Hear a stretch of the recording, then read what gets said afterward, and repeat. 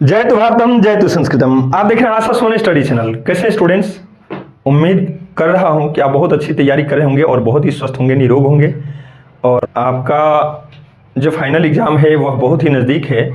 इसको लेकर के आप समय को व्यर्थ नहीं गंवाते होंगे, ऐसा मुझे भरोसा है, ऐसी उम्मीद है मुझे। आइए स्टूडेंट्स, आज हम लोग चैप्टर ले रहे हैं 14वां, जो संस्कृत में लिखा गया चतुर्दशः पाठ। कौन सा? चतुर्दशा पाठ यानी 14वां पाठ है, 14वां अध्याय है। पाठ का नाम है शास्त्रकारा। ये शास्त्रकारा क्या होता है स्टूडेंट्स? जो शास्त्रों को करने वाले हैं, करने वाले मतलब जो शास्त्रों की रचना करने वाले हैं, शास्त्रों को लिखने वाले हैं, उन्हें हम शास्त्रकार कहेंगे। कभी कभी आप पढ़ते होंगे स्कूल में, तो आपको शिक्षक पढ़ाते होंगे कि ये इस पाठ के लेखक हैं, और कभी कभी वो कहते होंगे कि इस पाठ के रचनाकार ये हैं, मतलब रचना करने वाले। उसी प्रकार जो शास्त्र हैं, हमारे यहाँ धर्म ग्रंथ हैं, उनके जो रचनाकार हैं उसको हम शास्त्रकार के नाम से जानेंगे। तो आज यह चैप्टर बहुत ही इंपॉर्टेंट होने वाला है। वैसे मैं बता दूं कि आपके लिए तो 14 चैप्टर्स इंपॉर्टेंट हैं, बहुत ही महत्वपूर्ण है, क्योंकि फाइनल एग्जाम है। लेकिन उसमें सबसे इंपॉर्टेंट क्यों कह रहा हूं? क्योंकि इसमें बहुत से शास्त्रों का अध्ययन करना है, बहुत से दर्शन शास्त्रों का अध्ययन करना है, बहुत सारी चीजों का जानना है, और उन सभी के शास्त्रकारों यानी उनके रचनाकारों के बारे में हमें जानना है। इसलिए यह पाठ बहुत ज्यादा इंपॉर्टेंट है। यह पाठ इसलिए भी इंपॉर्टेंट है कि इससे बहुत सारे वैकल्पिक प्रश्न आने की उम्मीद है, क्योंकि इसमें बहुत सारे वैकल्पिक प्रश्न बन भी रहे हैं। बहुत सारे ऐसे पाठ होते हैं जिसमें वैकल्पिक नहीं बन पाते, तो उसमें बड़े बड़े प्रश्न दे दिए जाते हैं, लेकिन इसमें वैकल्पिक प्रश्न बनने के बहुत ज्यादा चांसेस रहेंगे, क्योंकि बहुत सारे प्रश्न हैं जो कि वैकल्पिक के रूप में रखे जा सकते हैं। आइए बिना देर किए आते हैं अपने विषय वस्तु पर। विषय वस्तु है स्टूडेंट्स शास्त्रकारा पाठ है।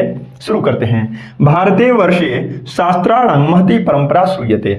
कह रहा है ना, भारतीय वर्षे भारतवर्ष में शास्त्राणां शास्त्रों की महती बहुत बड़ी परंपरा श्रूयते सुनी गई है ना। भारतवर्ष जो है स्टूडेंट्स, वह ऋषि मुनियों का देश रहा है, और जहां पर ऋषि मुनि रहेंगे वहां पर शास्त्र न हो, ऐसा हो ही नहीं सकता। इसलिए क्या कह रहा है? कह रहा है कि भारतवर्ष में शास्त्रों की बहुत बड़ी परंपरा सुनी गई है, सुनी जाती है ना। यह शास्त्राणि प्रमाणभूतानि समस्त ज्ञानस्य स्रोतः स्वरूपाणि सन्ति। कह रहा है कि प्रमाणभूत शास्त्र कैसे हैं? प्रमाणभूत हैं, साक्ष्य स्वरूप हैं, प्रमाण स्वरूप हैं। यानी कहा जाता है प्रत्यक्षम किम प्रमाणम, यदि आपने किसी चीज को देख लिया तो उसके लिए अब आपको प्रमाण की आवश्यकता नहीं है, उसके लिए साक्ष्य की आवश्यकता आपको नहीं है। ठीक उसी प्रकार अन्य सभी पुस्तकों के बारे में आप जानते हो या नहीं जानते हो, वो हैं या नहीं है, उन्हें देख करके आप विश्वास करोगे। लेकिन जहां बात आएगी शास्त्रों की, तो आप ध्यान रखिएगा स्टूडेंट्स, ये प्रमाणभूत हैं, प्रमाण स्वरूप हैं। कैसे? ध्यान रखिएगा स्टूडेंट्स, हमारे यहाँ वेदांगों की संख्या 6 मानी गई है, और उसमें एक वेदांग यानी एक शास्त्र शिक्षा भी है। क्या शिक्षा को आप जानते हो या नहीं जानते हो? बस वही बात है, वे क्या है? प्रमाण स्वरूप हैं। आगे चर्चा हम लोग 6 वेदांगों की करेंगे। ध्यान रखिएगा, आपसे प्रश्न पूछ दे वेदांग या आपसे पूछ दे शास्त्र, दोनों एक ही चीज है। वेदांग का मतलब होता है वेद का जो अंग है, वेद का अंग ही वेदांग कहलाता है, और उसी वेदांग को शास्त्र के नाम से भी जानते हैं, जिसकी संख्या 6 है, जिसकी चर्चा हमको आगे करनी है। कह रहा है कि प्रमाण स्वरूप शास्त्र समस्त ज्ञान के स्वरूप हैं। समस्त यानी पृथ्वी पर जितना ज्ञान है ना, संपूर्ण ज्ञान का यदि कुछ स्रोत है तो वह क्या है? आपके शास्त्र हैं ना। पहले आप सुने होंगे गुरुकुल पद्धति थी, और गुरुकुल पद्धति में एक गुरु जी हुआ करते थे, अपने शिष्यों को पढ़ाया करते थे, और वे शिष्य इतने विद्वान होते थे कि केवल उस समय में लिखने और पढ़ने के लिए पुस्तक और कॉपी उपलब्ध न थे। गुरु जी मुंह से बोलते थे और शिष्यगण उसे सुन करके याद कर लेते थे, और इस प्रकार शास्त्रों को उन लोगों ने जीवित रखने का काम किया। हम आज बड़ी बड़ी बात कर सकते हैं कि आज विज्ञान का युग है, आज यह है वह है, लेकिन कभी सोचिएगा शास्त्रों के बारे में, कभी सोचिएगा हमारे वेदों के बारे में, कभी मनन कीजिएगा, चिंतन कीजिएगा हमारे दर्शन शास्त्रों के बारे में, फिर आपको पता चलेगा कि आज हम जो कुछ पढ़ पा रहे हैं इसके मूल में क्या है, इसके जड़ में क्या है। आगे देखेंगे स्टूडेंट्स। करे अस्मिन पाठे, इस पाठ में, किस पाठ में? शास्त्रकारा नामक पाठ में प्रमुख शास्त्राणां निर्देश पूर्वकं तत्प्रवर्तकानांच निरूपणं विद्यते। कह रहा है कि इस पाठ में प्रमुख शास्त्रों का निर्देश पूर्वक, निर्देश पूर्वक क्या है? निर्देशन को ही निर्देश पूर्वक संस्कृत की भाषा में लिखा गया है।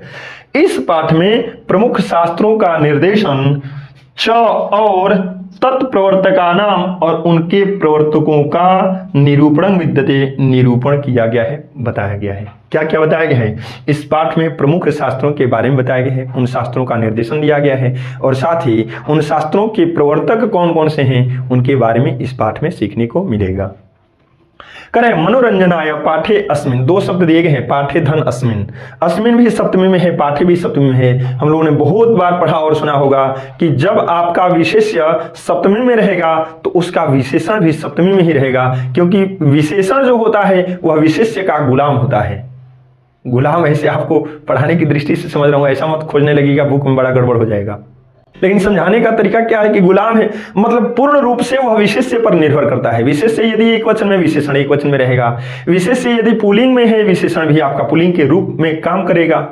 ठीक उसी प्रकार पाठे अस्मिन यानी इस पाठ में मनोरंजनाय, मनोरंजन के लिए पाठे अस्मिन, इस पाठ में प्रश्नोत्तर शैली, प्रश्न और उत्तर की शैली क्या आसादिता वर्तते, अपनाई गई है। मनोरंजन के लिए इस पाठ में प्रश्नोत्तर शैली अपनाई गई है। यानी इस पाठ में शास्त्रों के बारे में हम जानेंगे, समझेंगे, सीखेंगे, लेकिन कैसे सीखेंगे? प्रश्न और उत्तर के माध्यम से, जिससे आप रोचकता के साथ इस पाठ का आनंद ले पाएं, इस पाठ को पढ़ पाएं और वह आपको अच्छे ढंग से याद भी हो पाए। देखिएगा स्टूडेंट्स, इसमें गुरु और शिष्यों का संवाद है, बहुत बढ़िया बातचीत है और बातचीत के माध्यम से आपको सीखना है। कह तो रहा हूं, बता तो रहा हूं, मजा आ जाएगा आपको। चलिए देखते हैं। दिया है शिक्षक कक्षायां प्रविशति छात्रा सादरम उत्थाय, सादरम धन उत्थाय, सादरम उत्थाय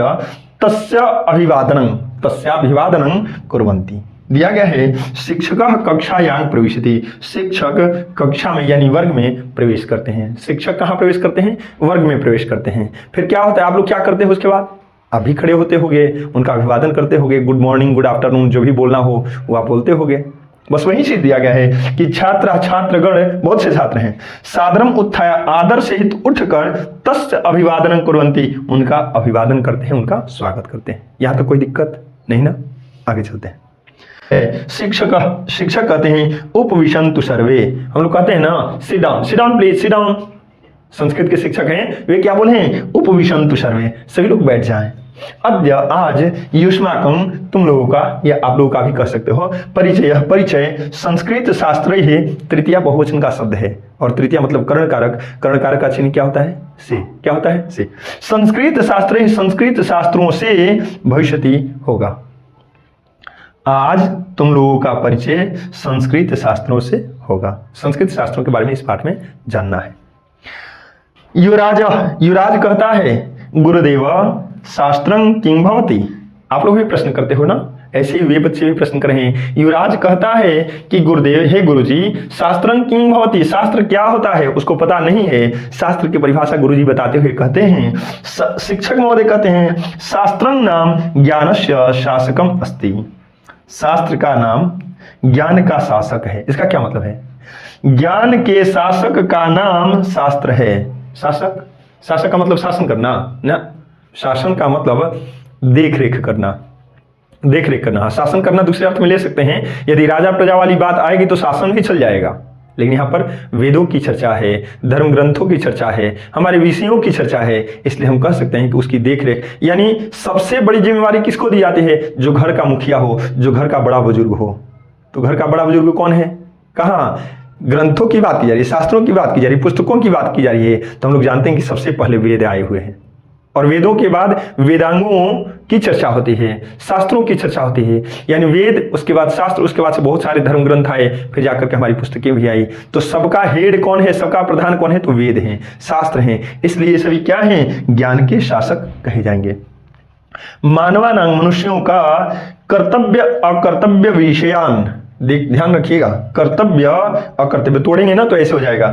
कर्तव्य अकर्तव्य विषयान, मानवानां कर्तव्य अकर्तव्य विषयान तत् शिक्षयति, वह सिखाता है। कौन सिखाता है? शास्त्र सिखाता है। क्या सिखाता है? तो मनुष्यों के कर्तव्य क्या हैं और अकर्तव्य क्या हैं, इन विषयों को वह सिखाता है। यानी हमारा शास्त्र सिखाता है कि मनुष्य को क्या करना चाहिए और क्या नहीं करना चाहिए।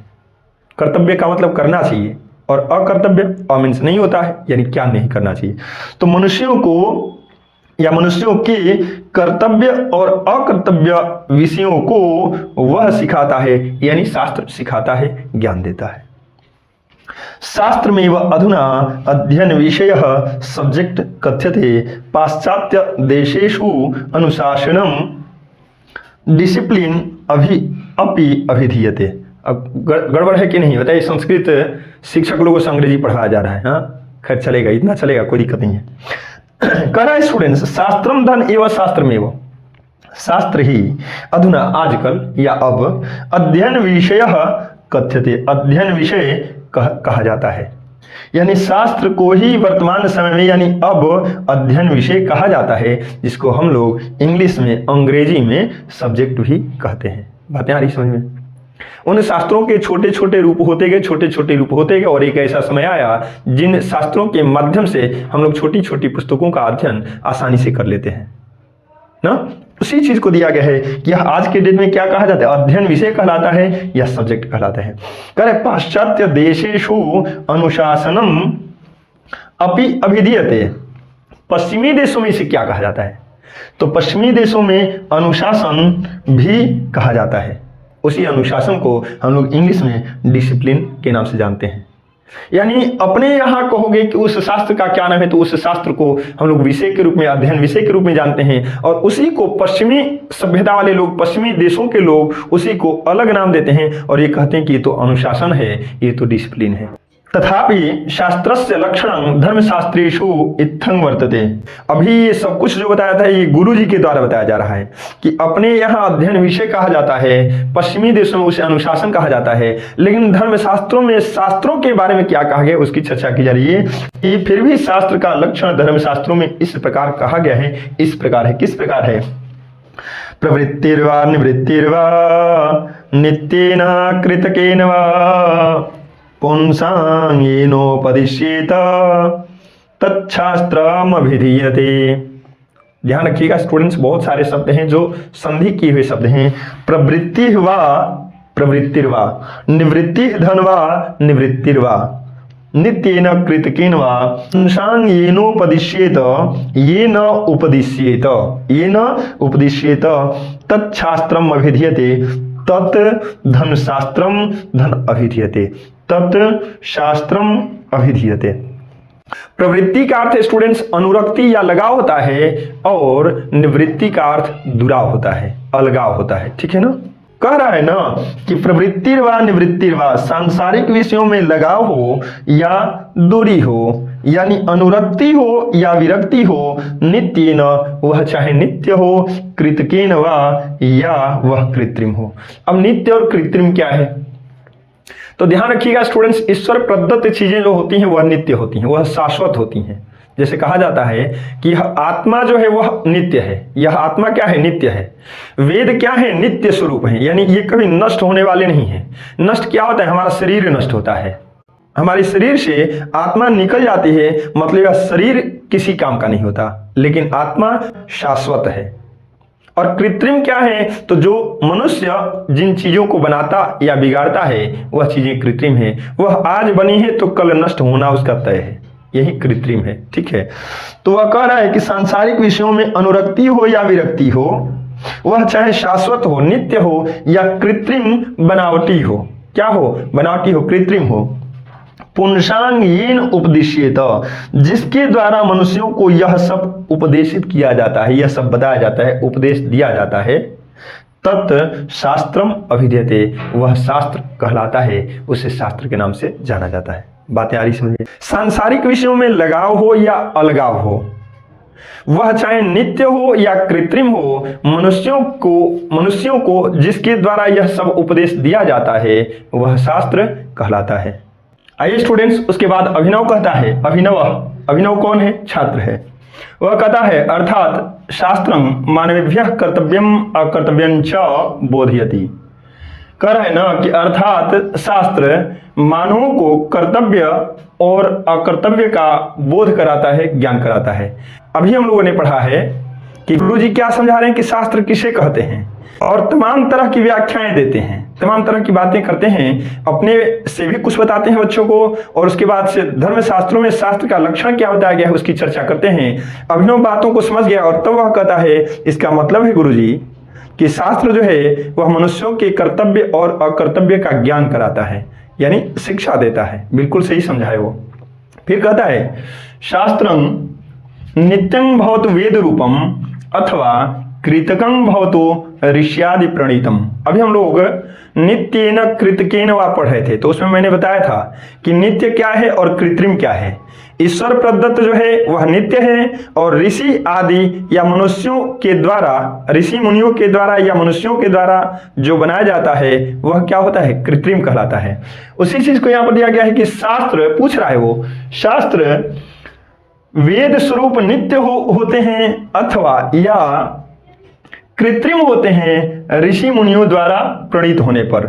मतलब पूछता है कि शास्त्र वेद के स्वरूप वेद की तरह नित्य होते हैं या ऋषि आदि उसको प्रणीत करते हैं, ऋषि आदि उस ग्रंथ की रचना करते हैं तो वह कृत्रिम होता है। यानी उसका प्रश्न है कि शास्त्र आप बताएं महानुभाव कि शास्त्र नित्य होते हैं या कृत्रिम होते हैं। यदि वेद स्वरूप नित्य है तो भी बताएं, और ऋषि मुनियों के द्वारा प्रणीत हैं यानी कृत्रिम है तो भी हमें जानकारी प्रदान करें। शिक्षक महोदय कहते हैं शिक्षक सम्यक जानासि वत्स, सही जानते हो बच्चे। पहले उसने बताया था कुछ, उसके बारे में करें कि सही जानते हो वत्स। कृतकं शास्त्रं ऋषयः अन्य विद्वांसः च रचितवन्तः।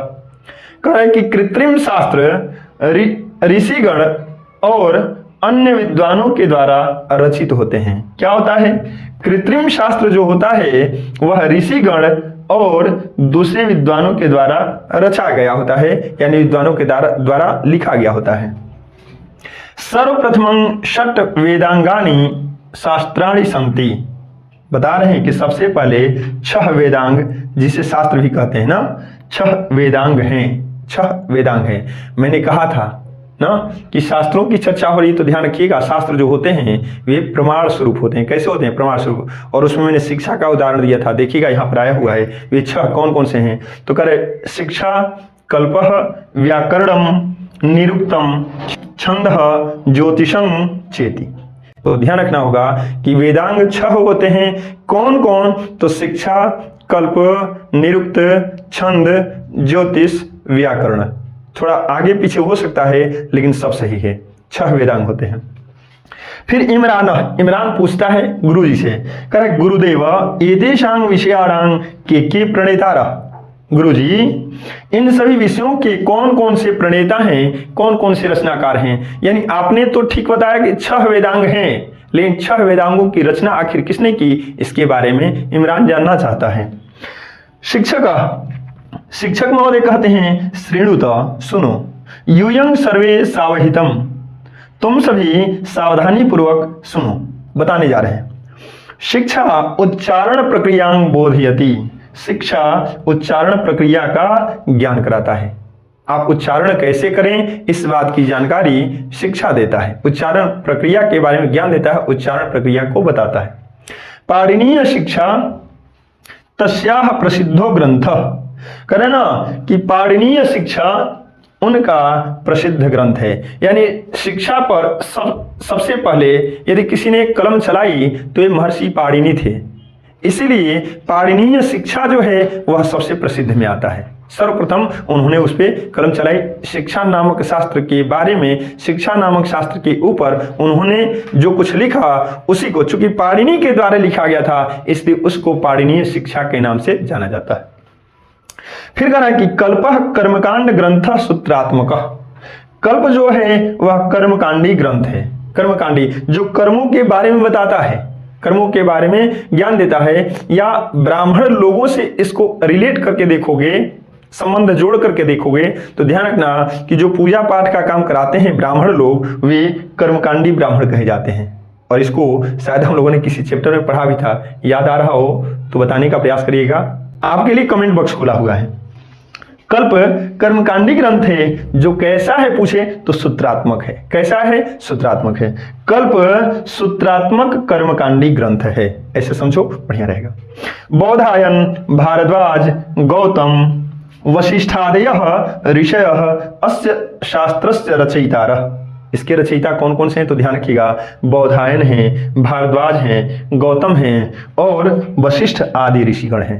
यानी इसकी रचना करने वाले बहुत सारे लोग हैं। तो आपसे प्रश्न किया जा सकता है, कैसे किया जाएगा? आपसे प्रश्न किया जाएगा कि कल्प नामक शास्त्र के रचयिता हैं, कल्प नामक शास्त्र के रचयिता हैं। तो इसमें से एक देगा, बाकी तीन अलग रहेगा। या ये भी पूछा जा सकता है कि दिए गए विकल्प में कौन कल्प नामक शास्त्र के रचनाकार नहीं है। क्यों? क्योंकि इसमें बहुत सारे लोगों का नाम आ रहा है।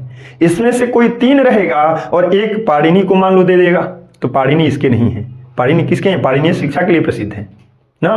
तो ध्यान रखिएगा इसको कि बौधायन, भारद्वाज, गौतम, वशिष्ठ आदि ऋषिगण इसके यानी इस शास्त्र के रचयिता है, इस शास्त्र के प्रणेता है। व्याकरणं तो पाणिनि कृतं प्रसिद्धम। व्याकरण तो पाणिनि कृत प्रसिद्ध है, यानी पाणिनि के द्वारा रचित है, पाणिनि के द्वारा लिखा गया जो व्याकरण है वह बहुत ही प्रसिद्ध है। इसका मतलब है कि व्याकरण के प्रणेता, व्याकरण के लेखक के बारे में, व्याकरण के रचनाकार के बारे में पूछे तो आपको पाणिनि बताना है। क्या बताना है? पाणिनि। निरुक्तस्य कार्यं वेदार्थ बोध। निरुक्त का कार्य वेदार्थ बोध है। ये वेदार्थ बोध क्या है? वेद अर्थ बोध, वेद अर्थ बोध, वेद के अर्थ का जो ज्ञान कराता है वही वेदार्थ बोध है। निरुक्त का काम वेद के अर्थों का ज्ञान कराना है, वेद के अर्थों का बोध कराना है। कोई दिक्कत? तस्य रचयिता यास्कः, उसके रचयिता यास्क हैं। यानी स्टूडेंट्स ध्यान रखिएगा, आपसे कोई पूछे कि निरुक्त के रचनाकार कौन है तो आपको यास्क बताना है, ठीक है ना। छंदः पिंगल रचिते सूत्र ग्रंथे प्रारब्धम, कर है ना। छंद पिंगल के द्वारा रचित है जो सूत्र ग्रंथ के रूप में प्राप्त होता है, ठीक है।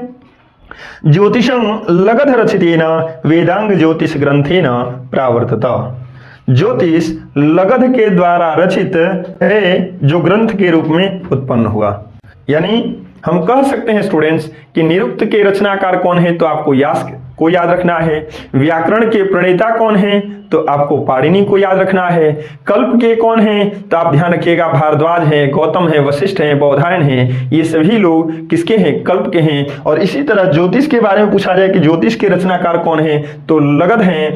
यदि छंद के बारे में कोई पूछ दे कि छंद के रचयिता कौन है, छंद के रचनाकार कौन है, तो आप पिंगल के नाम को नहीं भूल सकते। बातें आ रही समझ में ना।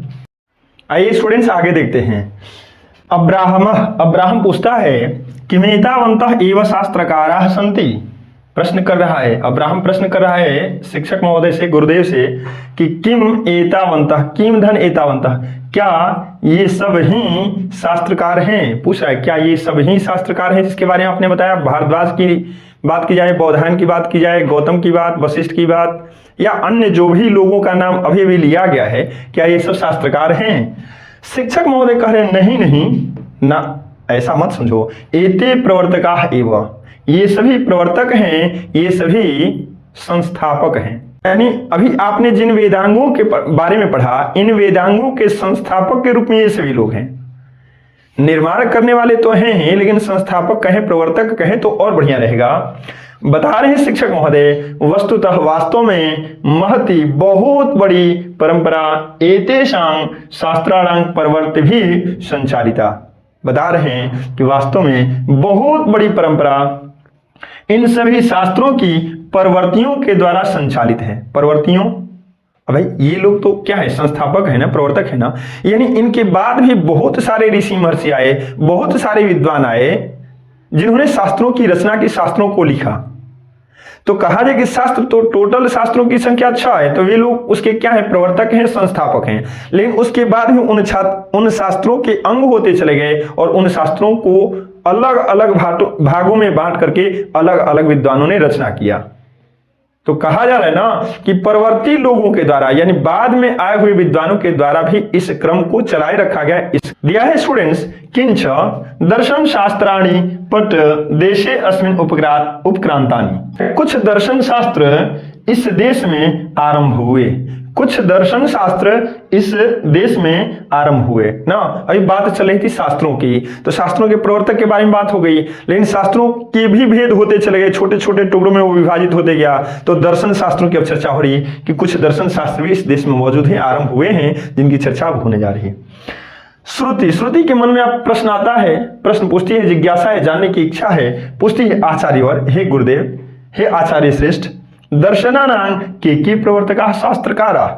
पूछ रही है कि दर्शन शास्त्रों के कौन कौन से प्रवर्तक हैं, यानी दर्शन शास्त्रों के कौन कौन से संस्थापक हैं, किन किन लोगों ने उसकी स्थापना की, किन किन लोगों ने इसे आगे बढ़ाया।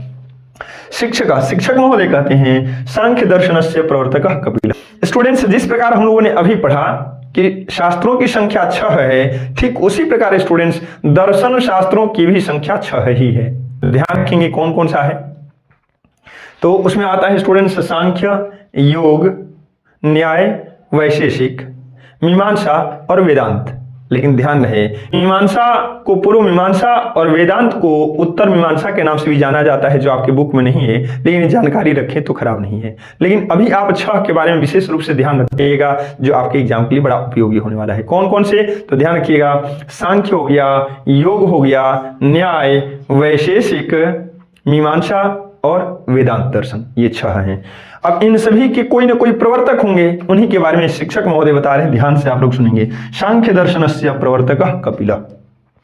सांख्य दर्शन के प्रवर्तक, सांख्य दर्शन के संस्थापक कपिल हैं, यानी कपिल ऋषि ने सांख्य दर्शन की रचना की। योग दर्शनस्य पतंजलि, योग दर्शन के प्रणेता के रूप में हम पतंजलि को मानते हैं, पतंजलि हैं। एवं इस प्रकार गौतमेन न्याय दर्शनं रचितं कणादेन च वैशेषिक दर्शनम। कह रहा है ना कि इस प्रकार गौतम के द्वारा न्याय दर्शन की रचना की गई और कणाद के द्वारा वैशेषिक दर्शन की रचना की गई। ठीक इसी तरह फिर दिया गया है जैमिनिना, जैमिनिना यानी जैमिनी के द्वारा, तृतीया का एक वचन है। मीमांसा दर्शनम बादरायणेन च वेदांत दर्शनं प्रणीतम। कह रहा है कि जैमिनी के द्वारा मीमांसा दर्शन और बादरायण के द्वारा वेदांत दर्शन की रचना की गई। ठीक है। सर्वेषां शताधिकाः व्याख्यातारः स्वतंत्र ग्रंथकाराश्च वर्तन्ते। ध्यान रखिएगा स्टूडेंट्स, शताधिका 100 से अधिक। स्वतंत्र ग्रंथकाराश्च दिया गया है, स्वतंत्र ग्रंथकाराः, स्वतंत्र ग्रंथकाराः धन छ स्वतंत्र ग्रंथकाराश्च। देखिएगा, कह रहे हैं कि सभी यानी कुल मिलाकर के कहा जाए तो 100 से अधिक व्याख्याता और स्वतंत्र ग्रंथकार हैं। 100 से अधिक इनकी संख्या, 100 से अधिक शास्त्रकारों की संख्या 1-2 नहीं है। 6 शास्त्र हैं तो 6 शास्त्रों के संस्थापक 6 हैं, लेकिन शास्त्रकारों की चर्चा होगी तो 100 से भी अधिक है। ऐसा भरा पूरा हमारा संस्कृत है और उस संस्कृत से आप लोग मुंह मोड़ते हो, बड़ी दुखद बात है स्टूडेंट्स। आगे देखेंगे स्टूडेंट्स, गार्गी के मन में कुछ प्रश्न है, देखते हैं वह क्या पूछती है। गुरुदेव भवान वैज्ञानिकानि शास्त्राणि कथं न वदति। गुरुदेव आप वैज्ञानिक शास्त्रों को क्यों नहीं बोलते हैं, यानी वैज्ञानिक शास्त्रों के बारे में क्यों नहीं बताते हैं। अभी हम लोग धर्म शास्त्रों की चर्चा कर रहे हैं, अभी हम धर्म शास्त्रों की चर्चा कर रहे हैं और उसी के अंतर्गत शास्त्र हो गया या दर्शन शास्त्र की अभी हमने चर्चा की। अब उसके मन में जिज्ञासा है कि आप धर्म शास्त्रों की तो चर्चा कर रहे हैं, लेकिन वैज्ञानिक दर्शनों के बारे में, वैज्ञानिक शास्त्रों के बारे में आपने नहीं बताया। शिक्षक महोदय कहते हैं उक्तं कथयसि, सही कहती हो। गार्गी है ना, सही कहती हो। कहते हैं प्राचीन भारते विज्ञानस्य विभिन्न शाखानां शास्त्राणि प्रावर्तन्त। हम लोग किसी भी क्षेत्र से अछूते नहीं हैं स्टूडेंट्स। उक्तं कथयसि, सही कहती हो। प्राचीन भारते विज्ञान से विभिन्न शाखानां शास्त्राणि प्रावर्तन्त। दिया गया कि प्राचीन भारत में विज्ञान की भिन्न भिन्न शाखाओं का शास्त्रों के द्वारा आरंभ हुआ। विज्ञान की अनेक शाखाओं का आरंभ हुआ उस समय में।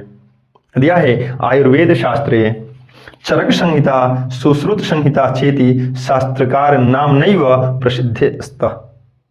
ध्यान रखिएगा, प्रसिद्ध स्तः दिया गया है क्योंकि 2 विद्वानों का नाम है, चरक का और सुश्रुत का। ध्यान रखिएगा, आयुर्वेद शास्त्र में चरक संहिता और सुश्रुत संहिता शास्त्रकार के नाम से ही प्रसिद्ध हैं। चरक के द्वारा जिस संहिता को बनाया गया वह चरक संहिता हुआ, और महर्षि सुश्रुत के द्वारा जिस संहिता का प्रतिपादन किया गया वह सुश्रुत संहिता के नाम से जाना जाता है। और वह पूछे कि किस शास्त्र के अंतर्गत है, तो ध्यान रखिएगा स्टूडेंट्स, वह आयुर्वेद शास्त्र के अंतर्गत है। ठीक है ना। तत्रैव वही कौन, आयुर्वेद शास्त्र की बात की जा रही है। रसायन विज्ञानम भौतिक विज्ञानं च अंतर्भूतः, कह रहा है कि वही यानी उससे यानी आयुर्वेद शास्त्र से ही रसायन विज्ञान और भौतिक विज्ञान उत्पन्न है। रसायन विज्ञान या भौतिक विज्ञान की चर्चा करें तो आयुर्वेद शास्त्र से ही उत्पन्न है। और आयुर्वेद शास्त्र के प्रवर्तक की बात करें तो ध्यान रखिएगा स्टूडेंट्स, चरक हैं या सुश्रुत हैं, जिनके द्वारा रचित संहिताएं उनके नाम पर ही प्रसिद्ध हैं। चरक ने जिन संहिता का प्रतिपादन किया वह चरक संहिता कहलाता है, और सुश्रुत के द्वारा रचे गए शास्त्र को सुश्रुत संहिता के नाम से जाना जाता है। लेकिन पूछा जाए कि चरक संहिता और सुश्रुत संहिता किस शास्त्र के अंतर्गत आता है, तो ध्यान रखिएगा स्टूडेंट्स, आपको आयुर्वेद शास्त्र बताना होगा। महत्वपूर्ण है कि नहीं यह चैप्टर, कमेंट बॉक्स में आप इसे भी बता सकते हैं। स्टूडेंट्स, जगह के अभाव के कारण इस वीडियो का सहारा लेना पड़ा है। शिक्षक महोदय फिर कह रहे हैं, यानी उसी में कुछ भाग छूट गया था जो यहाँ पर दिया गया है। शिक्षक महोदय कहते हैं, ज्योतिष शास्त्रे अपि खगोल विज्ञानं गणितम इत्यादि शास्त्राणि सन्ति। ज्योतिष शास्त्र में भी खगोल विज्ञान, गणित इत्यादि शास्त्र हैं। ज्योतिष शास्त्र में भी खगोल विज्ञान और गणित इत्यादि शास्त्र मौजूद हैं। ध्यान रखिएगा स्टूडेंट्स, आपने सुना होगा कुछ ब्राह्मण लोगों के बारे में लोग हंसते हुए भी मिलते हैं, और कुछ लोग तो बताते भी हैं कि वो बड़ा बढ़िया जो बोल देते हैं वह हो जाता है। मेरे यहाँ कुछ गुम हुआ तो मैं गया, या फिर मैं कुछ उनसे पूछने गया, बड़ा बढ़िया वो बताए, और जो बताए वो हो गया। तो ध्यान रखिएगा स्टूडेंट्स, ज्योतिष जो है वह गणना के लिए ही प्रसिद्ध है, गणित के लिए ही प्रसिद्ध है। और गणित में आपने देखा होगा कि बहुत सारे लोगों को आप देखोगे कि कुछ सब्जी वगैरह लाने जाएंगे, मार्केट में जाएंगे, बहुत लंबा चौड़ा लिस्ट रहेगा, फिर भी तुरंत का तुरंत वो जवाब दे देंगे, इतना होगा। ठीक उसी प्रकार गणना पर ही ज्योतिष चलता है, ज्योतिष गणना पर ही चलता है। इसीलिए यहां पर कहा गया कि ज्योतिष शास्त्र में भी कुछ चीजें हैं। क्या क्या है, तो खगोल विज्ञान की जानकारी लेनी हो या गणित की जानकारी लेनी हो तो हम लोग को ज्योतिष जैसे शास्त्रों पर ध्यान देने की आवश्यकता है। आगे स्टूडेंट्स, आर्यभट्टस्य ग्रंथ आर्यभट्टीय नामा प्रसिद्ध। आर्यभट्ट का ग्रंथ आर्यभट्टीय नामा प्रसिद्ध है। आर्यभट्ट बहुत ही प्रचलित नाम, और मेरे हिसाब से संभवतः वो जीरो को देने वाले हैं। जीरो को शून्य को देने वाले कौन, तो आर्यभट्ट का नाम आता है, और उनके द्वारा यह प्रसिद्ध ग्रंथ है कौन, आर्यभट्टीय नामा। आपसे प्रश्न ऐसे किया जा सकता है कि आर्यभट्ट का कौन सा ग्रंथ प्रसिद्ध है, उसमें आर्यभट्टीय नामा ऑप्शन हो सकता है। ध्यान रखिएगा। एवं वराहमिहिरस्य बृहत् संहिता विशालो ग्रंथ यत्र नाना विषयाः समन्विता। कहा कि इसी प्रकार वराहमिहिर की बृहत् संहिता, वराहमिहिर की बृहत् संहिता विशाल ग्रंथ है जहां नाना विषय समन्वित हैं, यानी भिन्न भिन्न विषयों का समावेश है, अनेक विषयों का समावेश है। किसमें, बृहत् संहिता में। बृहत् संहिता किसकी रचना है, वराहमिहिर की रचना है। आर्यभट्टीय नामा किसकी रचना है, या आर्यभट्टीय नामा के प्रणेता कौन है, आर्यभट्ट हैं। खगोल विज्ञान की या गणित की चर्चा किस शास्त्र में की गई है, ज्योतिष शास्त्र में। ऐसे करके आपको प्रश्नों का जवाब देना होगा। वास्तु शास्त्रमपि अत्र व्यापकं शास्त्रमासीत्। शास्त्रम धन आसित शास्त्रमासीत्, और वास्तु शास्त्रम धन अपि वास्तु शास्त्रमपि। कारण वास्तुशास्त्र भी क्या है, यहाँ व्यापक शास्त्र था। वास्तुशास्त्र भी यहाँ व्यापक शास्त्र था। आप लोगों को पता होना चाहिए कि जब हम लोग घर वगैरह बनाते हैं ना, तो वास्तु पूजन कराते हैं। तो जितने भी ग्रंथ पढ़ रहे हैं हम लोग, ये सभी लगभग ब्राह्मणों के कर्मकांड से संबंधित चीजें हैं। बहुत सारी चीजें हैं, सब नहीं है लेकिन बहुत सारी चीजें हैं जो उनसे संबंधित है। कृषि विज्ञानं च पराशरेण रचितम, और पराशर मुनि के द्वारा, पराशर ऋषि के द्वारा कृषि विज्ञान की रचना की गई। वस्तु तो वास्तव में नास्ति शास्त्रकाराणाम अल्पा संख्या।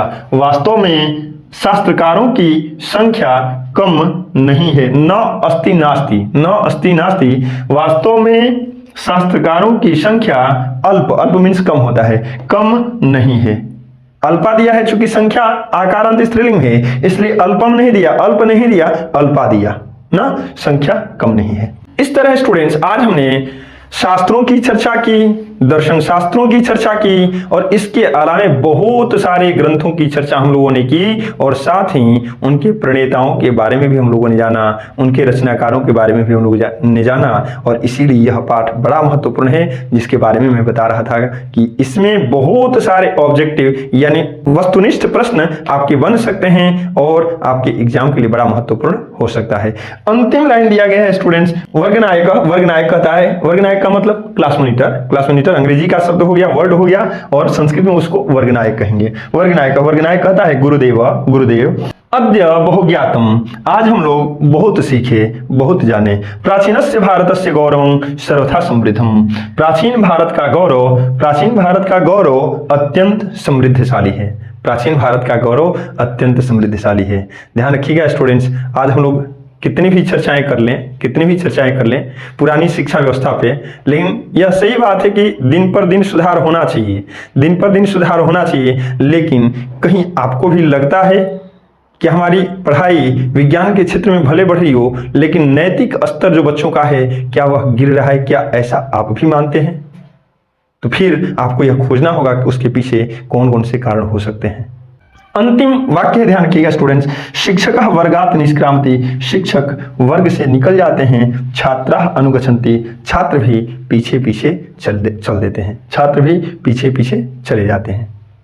तो मुझे उम्मीद है कि आपको यह पाठ बहुत ही बढ़िया लगा होगा, लेकिन ध्यान रहे मेरे पास कुछ स्टूडेंट्स हैं, उन लोगों से मैं अभी कुछ प्रश्न पूछूंगा और उनसे मैं जानने का प्रयास करूंगा, और यदि उन लोगों का सही उत्तर आता है तो मैं आपसे भी उम्मीद रखूंगा कि आप कमेंट बॉक्स में जाते जाते एक प्रश्न दूंगा, उस प्रश्न का उत्तर आप लोग कमेंट बॉक्स में जरूर देंगे। क्या स्टूडेंट्स आप लोग तैयार हैं प्रश्नों का उत्तर देने के लिए? Yes sir. चलिए पहला प्रश्न होगा कि व्याकरण के रचनाकार कौन है? पाणिनि। कौन है? पाणिनि। बहुत सुंदर जवाब। अच्छा, वेदांगों की संख्या कितनी है? 6। अच्छा, वेदांगों का अपर नाम क्या है? शास्त्र। बहुत सुंदर जवाब, वाह। यही ध्यान रखिएगा स्टूडेंट्स, ऐसे ही प्रश्न बदले जा सकते हैं कि वेदांग का अपर नाम बताएं, आपको शास्त्र बताना होगा। आर्यभट्टीय नामा के रचनाकार कौन है? आर्यभट्ट। बृहत संहिता के रचनाकार कौन है?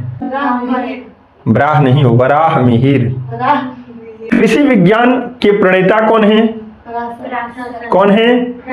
बहुत सुंदर, कृषि विज्ञान के प्रणेता हैं पराशर ऋषि। तो स्टूडेंट्स आप जाते जाते ये जरूर बताएंगे कि न्याय दर्शन के प्रवर्तक कौन हैं। यदि यह वीडियो आपको अच्छा लगा तो लाइक जरूर करें, कि यदि आपको यह वीडियो अच्छा लगा तो अपने दोस्तों को शेयर करना न भूलें, और यदि आप नए हैं मेरे चैनल पे तो चैनल को सब्सक्राइब करके इस परिवार में एक बढ़ोतरी आप अवश्य करें। तो मुझे उम्मीद है कि यह वीडियो आपको अच्छा लगा होगा। चलिए स्टूडेंट्स लेते हैं विदा, दीजिए अनुमति। जय हिंद स्टूडेंट्स।